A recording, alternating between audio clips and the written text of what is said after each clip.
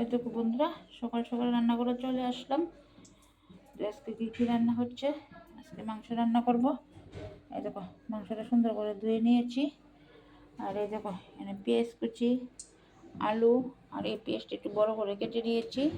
আর এখানে জিরা, ধনিয়া, আদা, রসুন, পেঁয়াজ সব কাঁচা লঙ্কা শুকনো লঙ্কা একসাথে গ্রাইন্ডার করেছি।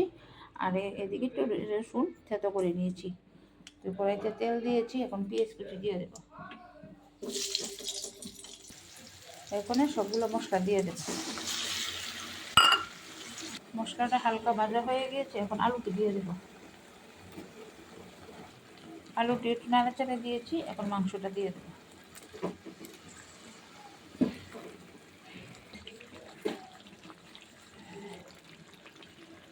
এই দেখো মাংস কালারটা কি সুন্দর হয়েছে। এই যে